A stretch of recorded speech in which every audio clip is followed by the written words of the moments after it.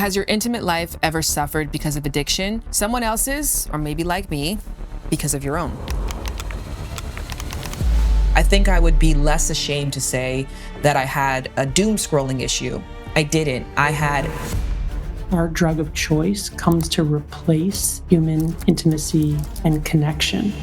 We are in an unprecedented time where every single major habit-forming substance or tool is now readily available to everyone at all times. We don't know that porn is going to be so damaging to us.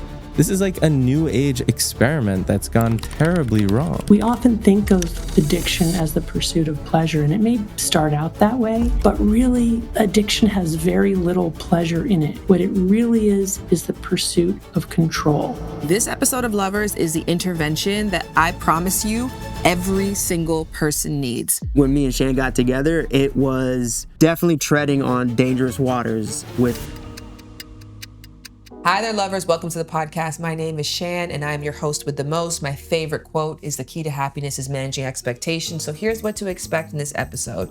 First and foremost, I'm going to share my own personal story with addiction and how that impacted my intimate relationships. And then I'm going to bring on the expert of all experts, Dr. Anna Lembke, to talk about her own experience with addiction when it comes to erotic novels, smut, and romantasy, in addition to shed some light on how this issue is more prevalent than ever before.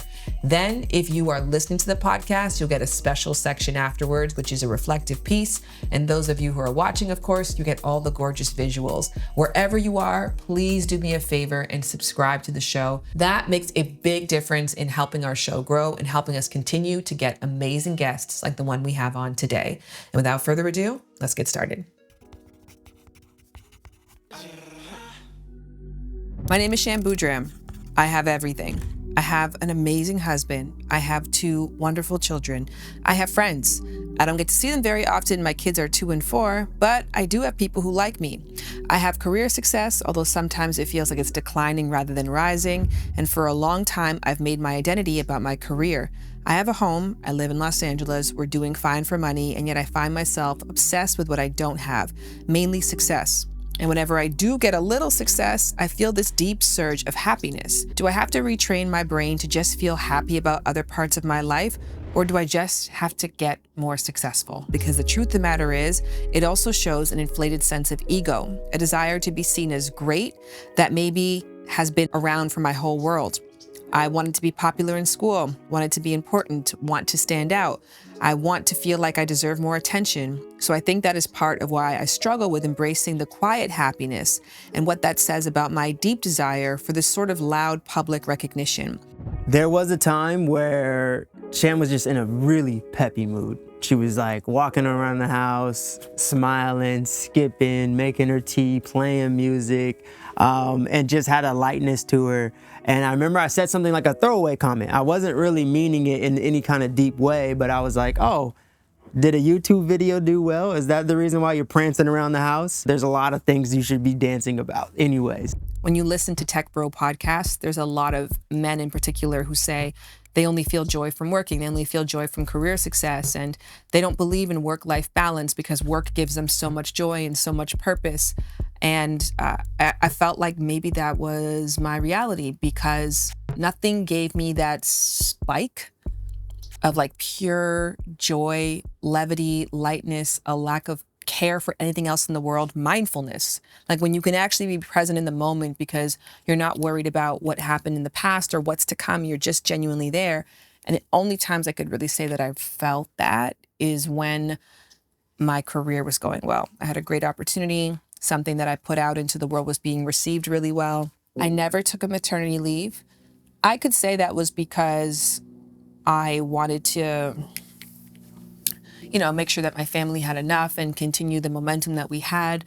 But I also think it's just fear of not working, or maybe even like not knowing what else to do if I wasn't working, not knowing how to be with my kid like full time in that way. We encouraged each other to dive into social media and to care about what worked and what didn't work and why it didn't work, and to be affected by results that happened through social media because it directly affected our livelihood. So yes, I think when me and Shan got together, it was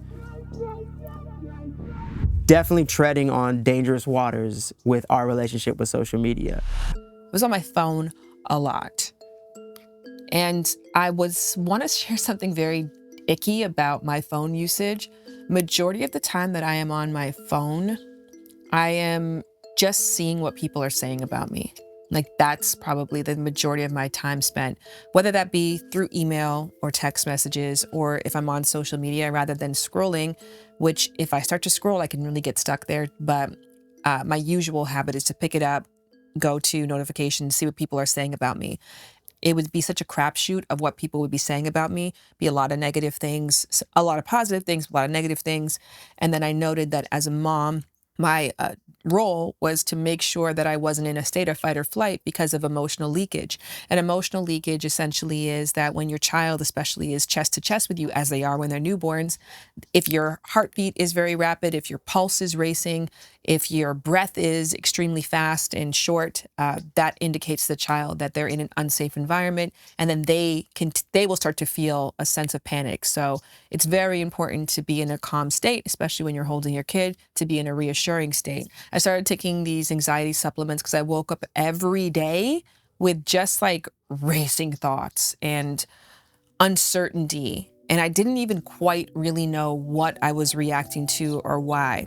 I think that the way our work affected our relationships outside of us was we were working so much and so often that the only relationships that we could build were with people that we were directly working with. We value straight relationships so much more now because we realize that the most important thing is relationships in life. Business will flourish if you have good relationships, but it's not that way the other way around. If your business is flourishing, it doesn't mean you're going to have the greatest relationships. When I came across Dr. Anna Lembke's book, Dopamine, it was recommended to me by a friend within my lovers community, Mike. And Mike said just very casually that he's reading this book about addiction.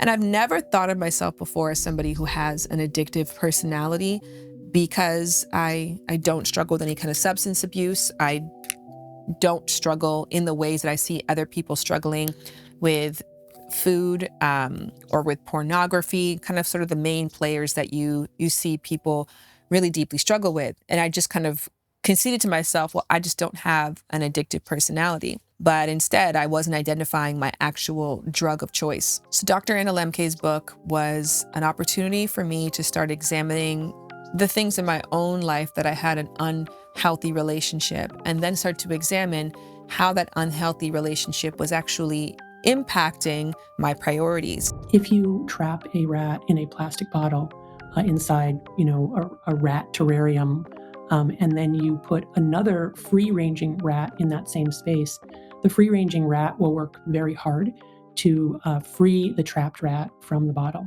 If, on the other hand, you give that free-ranging rat a dose of opioids and then put it, in that terrarium with the trapped rat, the rat who has received the opioids will not work to free the other rat from the bottle. And I just thought it was such a wonderful metaphor for the ways in which our drug of choice comes to replace human intimacy and connection, that we essentially no longer are present for each other in a way that's self-sustaining and also important for our mutual survival, because the drug, whatever our drug of choice may be, has essentially captured our ability to care about other organisms. Many writers and thinkers have said over the years, addiction is the opposite of connection, and it's really true. And even if people have good relationships in their lives and feel deeply connected to other people, come from supportive families, have robust social networks, if they become addicted, they will actually retreat from those relationships. Our drug of choice essentially comes to replace human connection as we use the drug to fill that need for intimacy. But although people who experience loneliness and don't have good connections are at higher risk for addiction. It's also true that you can have good connections and have really good people in your lives, still get addicted, and then turn away from those relationships as the drug usurps or takes over, our reward pathway. Sorry for the interruption. Thank you so much for staying with us. And we would love for you to come back for this episode of Lovers next week. For somebody like me who's never been married and is child-free,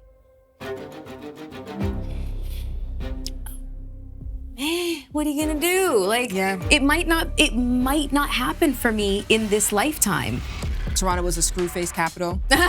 There was nobody making it out, and you were one of the small group of people who gave Toronto the reputation of being the place with the most beautiful women in the world. I've literally had a guy, it literally was a first hang, spend $100,000 on me.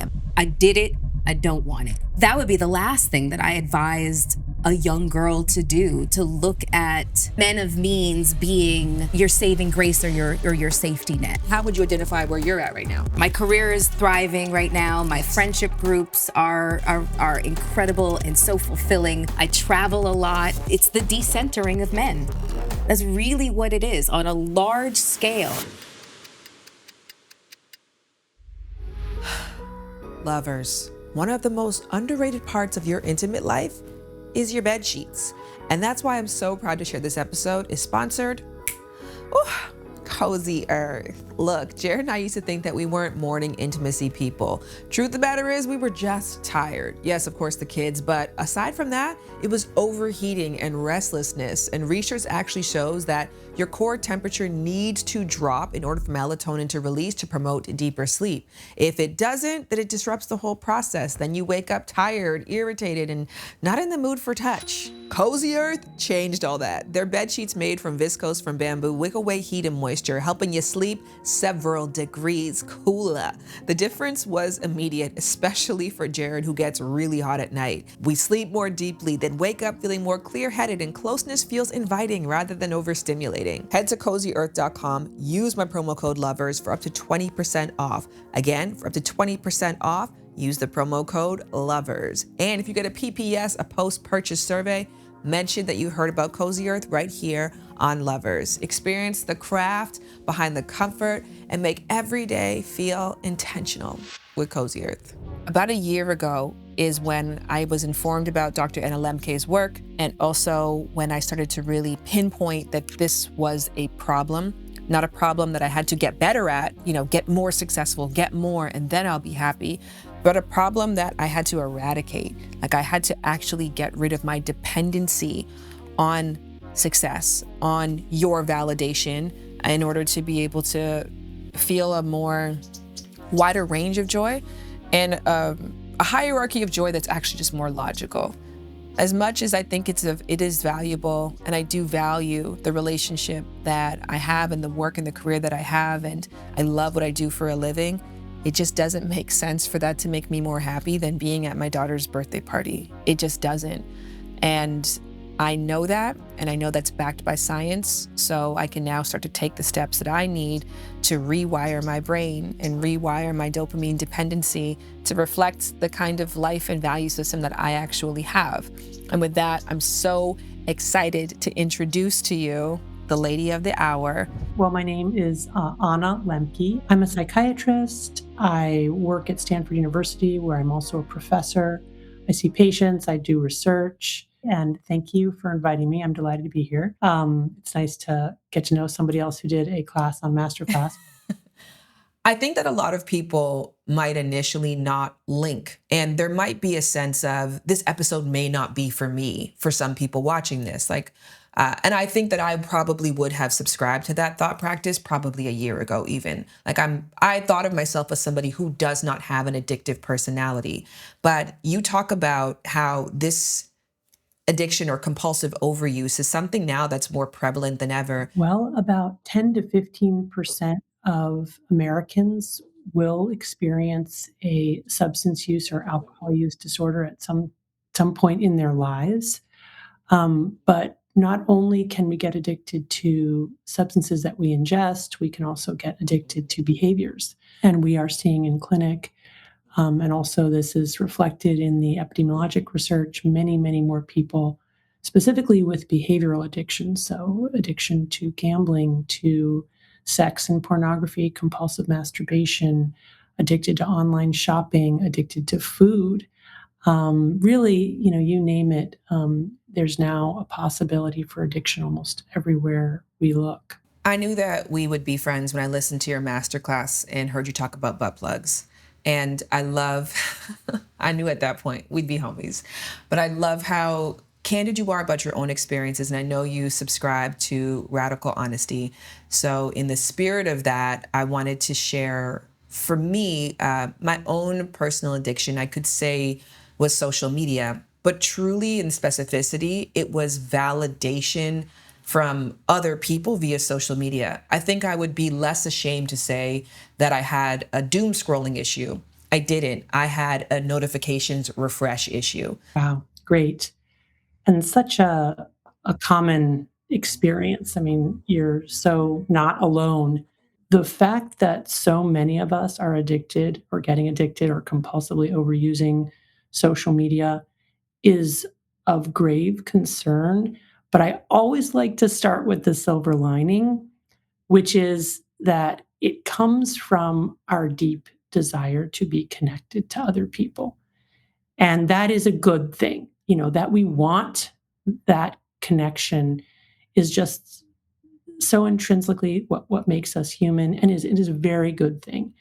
The problem is that social media, with the likes, the comments, the pull to refresh, the autoplay, the infinite scroll, the algorithm that's curated for where we've been before, and then pushes more and more extreme content, etc., essentially takes human connection and distills it down into its most reinforcing components without the upfront work that real intimacy requires.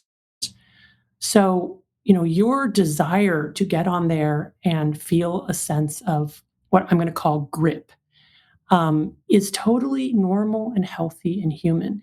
And by grip, I mean it's this sense that, in this realm of life's uncertainty, we're trying to get a sense of progressively minimizing uncertainty over time.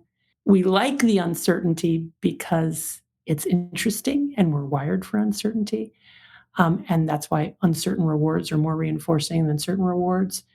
And we get a sense of grip when faced with uncertainty, like, is your podcast doing well? We have the sense that we're headed in the right direction. And you get that from likes and comments. And that temporarily calms down that sense of like, okay, my life is, what am I doing with my life? Or life is out of control, or life is scary, or we're all going to die one day, however deep you want to go. That sense of grip temporarily gives us a sense of heading in the right direction, decreasing uncertainty, confidence in our ability to navigate the world, etc. The problem is that we essentially are spiraling a narrow and narrower loop. We have to be very, very mindful of not getting caught up in just like the pure addictive elements where we create a very small world where now it's really all about control and these rewards as defined by these metrics. And we've lost a sense of greater meaning and purpose. Do you ever feel very disappointed in our brains or frustrated by them, as I do? Because why is it that unhealthy food is not as tasty or desirable as healthy food? Like, why were we wired to want the Big Mac over bok choy? Why is it that we know, like I said, the joy that I can experience when I'm able to be genuinely mindful with my kids or with my husband, that feeling of connection, of completeness is so much greater. And yet the lure of this sort of synthetic pseudo connection that I don't even know what it means, right? It says someone could be on the toilet and accidentally, hit something. And then I'm giving that some sort of meaning that's then impacting my mood in a way that might even be greater than what I would get from the joy of being with my actual family. Even when it comes to porn, right? We all know that the joy of touching a body, smelling a body, experiencing a body, seeing somebody's expression change. Like being with somebody intimately is far greater than the digital experience. And yet we can get into these cycles where we start to prefer these, or these things start to alter our abilities to enjoy the actual healthy thing for us. Like, why? Yeah. Okay. So there's a lot there. First of all, I think we need to have compassion for ourselves and our brains and appreciate that our brains, for most of our existence on this planet, evolved for a world of scarcity and ever present danger, which means that Mother Nature created us to be the ultimate seekers, never satisfied with what we have, always wanting more. And that is what has allowed us to survive, these many hundreds of thousands of years. Without that, we probably would have died off. And I talk, in Dopamine Nation and also in my class on MasterClass about this pleasure-pain balance and homeostasis and the hedonic set point. I don't know if you want me to go into that here, but essentially, our reward pathway, is designed for a certain baseline level of joy. And when we encounter something in the environment that our brain recognizes as important for survival, food, clothing, a shelter, finding a mate, that releases dopamine, our reward neurotransmitter. That feels good. We want to do that more and more. In a world of scarcity, we have to work very hard to find a little bit of reward. But now we're surrounded by this world of abundance, which is a huge stressor for our ancient brains. It's essentially a mismatch between our ancient wiring and the world that we live in now. Food is a great example. We've drugified food by making it very bountiful, very accessible. The addition of salt, fat, sugar, and flavorants has made it extremely potent. When we eat it, we don't just get calories. It releases dopamine in the reward pathway, surging up. That feels great. But the key to remember is that with any temporary sudden surge or increase in dopamine, our brain will respond by downregulating dopamine transmission, not just to baseline, but below baseline. This dopamine deficit state is a state of craving. And that's what has us constantly reaching for more to try to get back up to those baseline levels. The problem is by chronically exposing our brain to these intense, potent, and abundant rewards, we ultimately change our hedonic or joy set point into a chronic dopamine deficit state. And now we need to keep using not to feel joy, but just to return to baseline and feel normal. And this is the state of being addicted, the addiction cycle. The inference we can make from that, and this also we see this clinically, is that to get back into balance, we have to actually stop pursuing these high potency rewards, abstain from them for long enough for our brain to go, oh, okay, I'm no longer getting all of this, these stimuli that surge dopamine from, this behavior, this environment. I need to start upregulating my own endogenous dopamine transmission. And that's exactly what happens when people stop their drug of choice. They go into withdrawal. They feel worse before they feel better. Acute withdrawals on average 10 to 14 days. When people can get past that, craving begins to subside.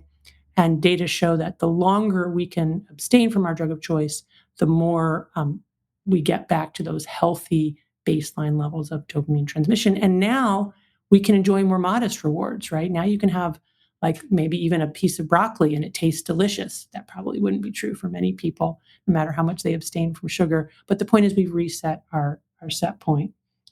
And when it comes to sex and pornography and addiction, what happens is that people are trading out the complexity of real human relationships, which are very complex and very uncertain. And engaging in sex with another human being is a dance, right? And there's give and take. And, you described sort of a being present and seeing, that other person's expression with changing as you change how you're interacting. That is sex with another human being. But what's happened is that we have replaced that behavior in many instances because it's so complicated and makes us so vulnerable and takes a lot of work with a drugified version of sex through, for example, pornography and masturbation, where we are no longer, interacting necessarily with another human, although sometimes it can involve that, but we're really just self-stimulating. We're self-soothing. It's really not sex at all. It's a drug that we're using, and our own bodies become part of that drug. The orgasm is the goal. And we're essentially replacing that intimacy, which is so complicated and so makes us so vulnerable, with this, again, this thing that we can have fine-tuned control over in the moment. And I think this is what I really highlight, that we often think of addiction as the pursuit of pleasure, and it may start out that way, but really, addiction has very little pleasure in it. What it really is the pursuit of control. When I was listening to your class on MasterClass, it said that for many people, the addictive nature of things became higher once the chance of winning and the chance we're losing were about equal. And when it comes to pornography, the chance of winning is like 1000%. Like, you're probably going to figure it out and find a way to get to the end goal if your end goal is orgasm. Whereas with a person, there is more of a chance with that. So shouldn't that sort of uncertainty of a partner actually be more addictive than pornography? It's a great question. I think I'll try to answer that by answering the question: why is it that we crave both control and uncertainty simultaneously? Because that is, the nature of addictive substances and behaviors. And again, I think looking at this from an evolutionary perspective is very helpful. We evolved as at the mercy of a wild and uncontrollable natural environment, right? Again, for most of human existence, we had a kind of subsistence living. We were lucky to live to age 30. Most children died in infancy, and our lives were wildly out of control. But we were able to survive against the chaos of nature because our brains evolved to both seek out and be well matched with this very large sense of the world being a dangerous and uncertain place, combined with our ability to solve problems, to get that sense of grip, so that even if we were encountering an uncertain outcome, we had this sense that through mostly our physical action, but also our cognitive and emotional problem solving skills, we could solve problems in the world. Now you transplant that kind of brain into this world that is a world of overwhelming overabundance. Almost everything's been drugified. And although people experience a lot of chaos in their lives, much of it is self manufactured. In many ways, this world we have engineered is very, very controlled. There is for most of us, very little engagement with the wild and mysterious forces of nature that give us that sense of subjugation that we actually need and desire, combined again with our ability to problem solve and grip and reduce uncertainty. So the result is that we don't have any legitimate problems to solve. So we end up making our own problems, in some cases through this addictive behavior. And then we kind of create this artificial uncertainty, and then we use our problem solving to get grip again within this very small world. So getting to the heart of your question, if we're really wired to solve problems in an uncertain ecosystem, and if uncertain rewards are really more rewarding than predictable rewards, why wouldn't we all be engaging with other people, in these very kind of mysterious and uncertain settings? And by the way, some people with sex addiction do constantly seek out novelty by interacting with other people, as opposed to pornography. So there are different, manifestations of sex addiction. And again, what I would say is that We want uncertainty, but we want it to be within our control. We don't really want to surrender to the not knowing. And to be in an intimate relationship with another person requires our acceptance of our inability to control other people. And that we're very, very afraid of. At the same time, that we desire it. It's a real paradox. So we'd rather be over here, again, exerting our fine-tuned control of masturbation or encounters with sex workers, in a circumscribed way, or whatever, our sexual pursuit is. That's so much preferable to us than the terrible uncertainty and vulnerability of interacting with other humans.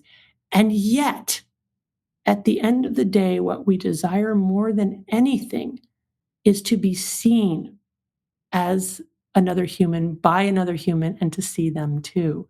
And so it's this crazy paradox where we want to be seen in all our vulnerability for who we are. We want to see other people. And yet, we're so terrified of that.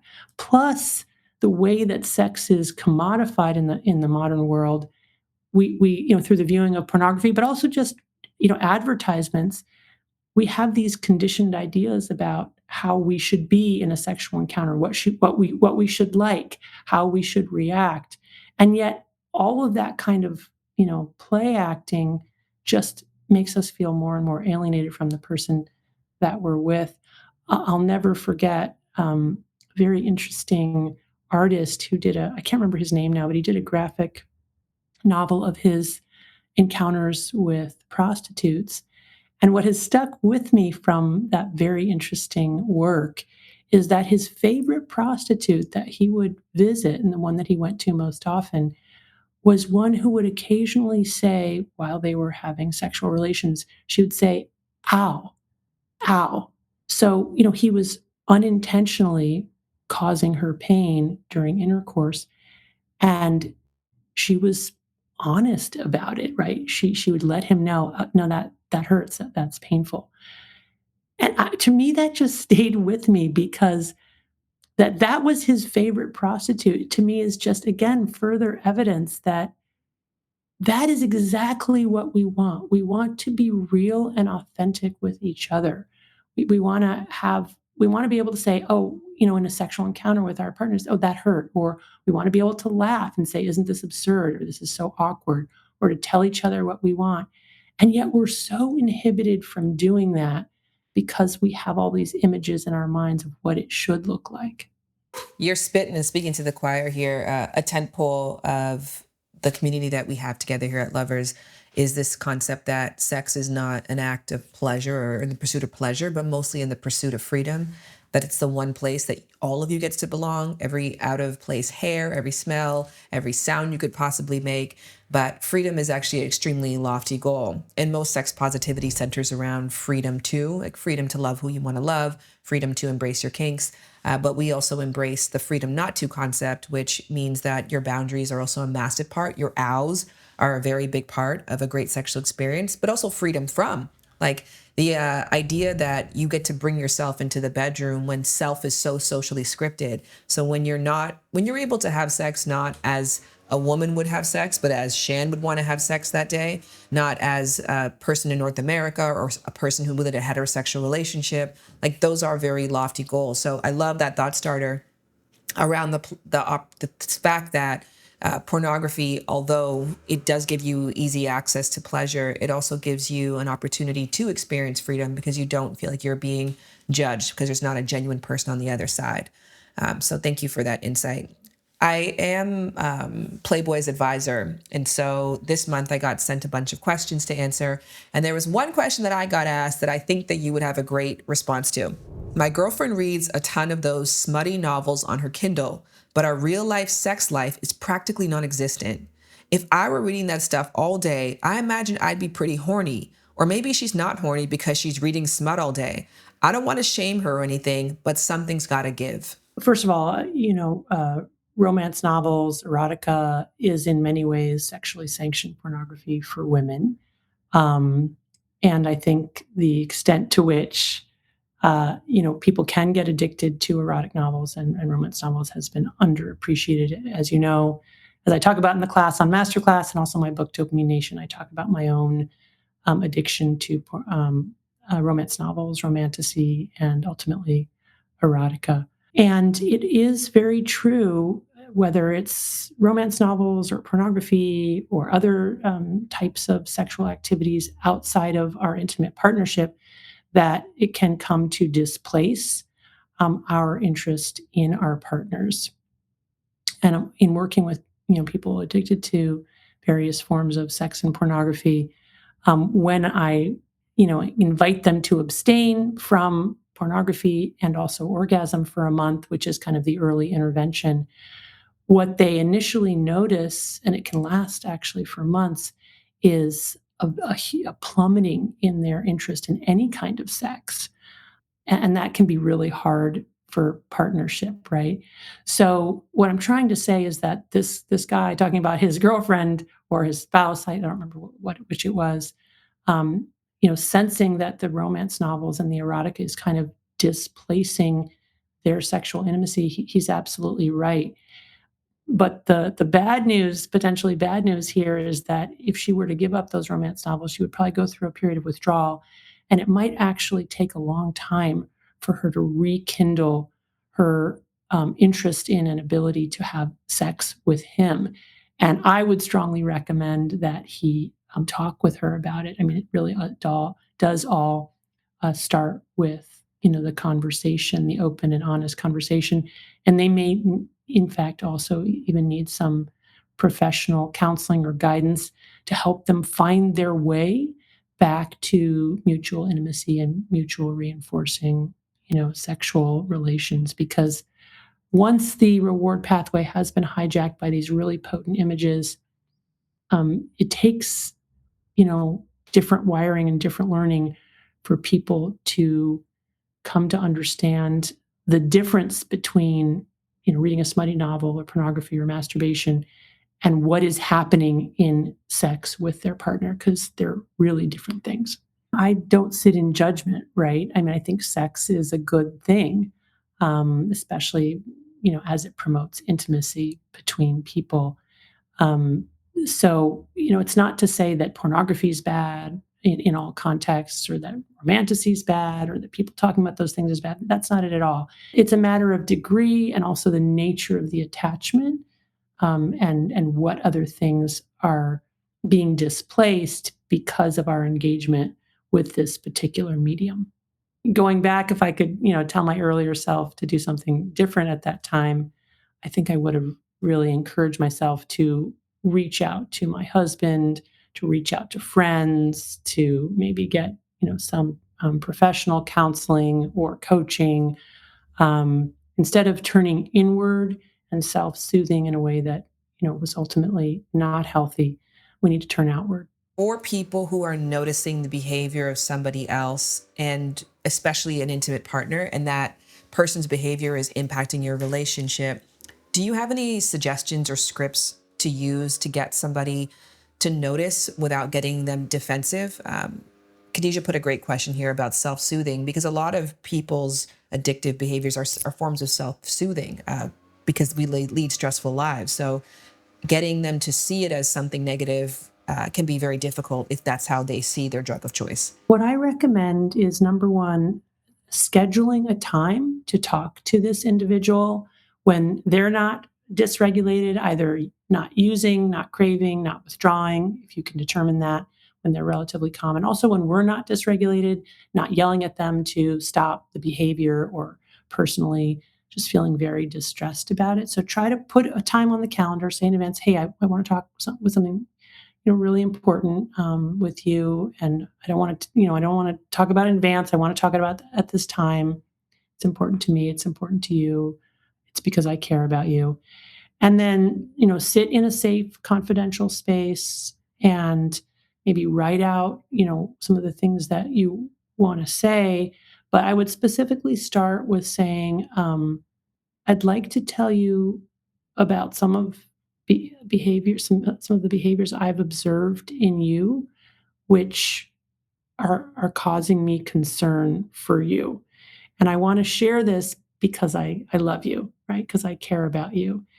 Um, and then I would really just reflect back to them as factually as possible. So try not to be too much in the feeling space, but as factually as possible, what you observe along the lines of what I observe is when you are on your computer late at night, doing whatever the behavior is that I think you might be doing. The next day, you're grumpier, you're less patient with me and the kids. You seem more anxious, you seem more put out. Or maybe it's something like, I noticed you're spending a lot of money on the video games and the skins, and, or, this or whatever it is. And you can validate to them, I understand that this is a way that you soothe yourself or reward yourself, or this is your you time or your relaxed time. But I just want to let you know I'm concerned, and this is why, these are the things I'm seeing. And then the important part of this interaction is, um, then you have to basically just stop talking and wait for them to say, what they want to say, and give them the time to do that, and be able to leave the conversation knowing that it might not end the way you wanted. It might not seem like it helped. But all I can tell you is, by authentically communicating out of a place of love what you're observing and why you're concerned, even if it doesn't feel like it makes a difference in the moment, it it will have a presence in that person's mind that will contribute to the possibility that this person will look more honestly at those behaviors and make a change. I think that's such great advice, challenging advice for sure, when you feel like that person's use is a reflection on you, like they're choosing that over you, and there can be a sense of taking it personal. But I can't think of a different way to word it, even in those cases. So that was wonderful. Khadijah is our last question. Khadijah, do you want to chime in? Sure. Thank you so much for being here. I absolutely love your book. The only thing I would add on to that would be, I know you've studied this subject ad nauseum. Have you noticed any link in the way that children get addicted versus adults? That's a great question. So, what we know is that the earlier that a child is exposed to an addictive substance or behavior, and this is true also for social media, the more likely they are to get addicted to that substance or behavior. Part of the risk of addiction is inherited or genetic. That is, if you have a biological parent or grandparent with addiction, you have an increased risk of getting addicted yourself. But part of it is also the way that you're raised. If you have a parent who models addictive, maladaptive coping, that also increases your risk. And then again, if you're just a youthful brain, kids' brains are more plastic. They're more like teenagers are more likely to take risks and not appreciate the consequences.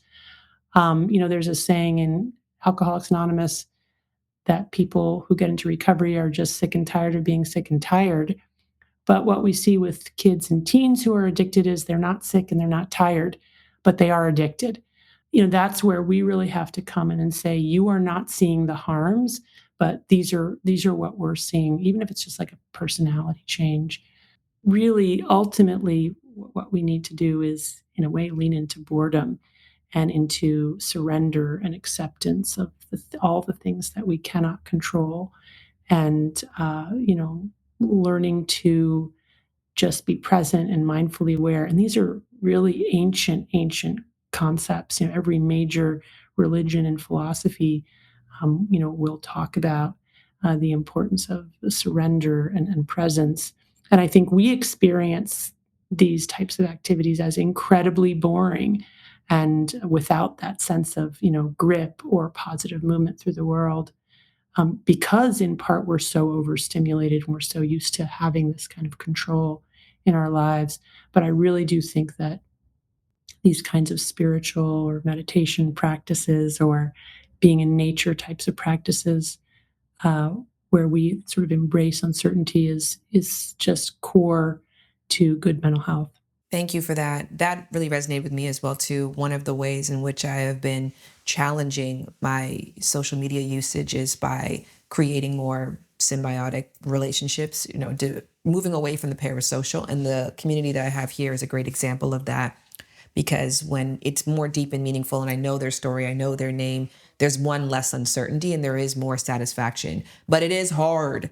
It's so awkward to continue to invite people over. It's so awkward even making friends and putting yourself out there. It's so much simpler to get rejected on a dating app than it is to get rejected one-to-one. Or it's so much easier to get, for my content to not perform well than for me to reach out to a friend and for them not to respond, or for me to put together an event here in the community and people not to show up. So I loved your advice on leaning into what is challenging and hard and knowing that the reward is so much more satisfying and long-term and healthy for you.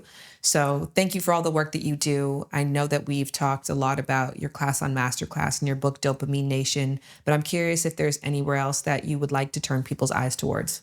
I'm not on social media or any of those things. Good for you, girl. I know I wouldn't be able to handle it. I would have a very similar experience to you, Sean. So I just sort of avoid it altogether. But yeah, I mean, Dopamine Nation my book is a good place. I also have the official Dopamine Nation workbook. Dopamine Nation in particular has a long list of citations and scientific articles that people who want to go deeper can read. I'm coming out with a new book at the end of this year called Radical Surrender, which really gets into this spiritual piece that we touched on here. So I'm excited about that too. Thank you so much for listening to this episode of Lovers. Please go and check out Dr. Anna Lembke's class on MasterClass called Dopamine. Also, while you're on the platform, you can check out my class called The Art of Sex Appeal. With MasterClass, you can get access to over 200 expert-led classes for one monthly price that can be as low as $10 a month. I am so proud to be a MasterClass instructor and furthermore, a longtime MasterClass student who will be keeping my subscription for years and years to come. Highly recommend Amanda Gorman's class. Highly recommend Neil deGrasse Tyson's class. I even like the Kardashians class. So there's something in there for everyone. Speaking of everybody, this is a part of the episode where I say goodbye to all my visual watchers. And for all the people listening on audio, we can go a little bit deeper. And I'll tell you about some of the strategies I've been utilizing to get over my dependency on social media and social media validation. And I'd love to continue a conversation with everybody who's watching in the chat about it. But let's go a little deeper for the listeners. Sales and distribution of Lovers by Shan is by Lemonada Media. If you haven't subscribed to Lemonada Premium yet, now is the perfect time. You can listen to Lovers by Shan completely ad-free. Plus, you'll unlock exclusive content, such as extended episodes from your favorite guests. Just tap that subscribe button on Apple Podcasts or head to lemonadapremium.com to subscribe on any other app or listen ad-free on Amazon Music with your Prime membership. That's lemonadapremium.com. Do not miss out.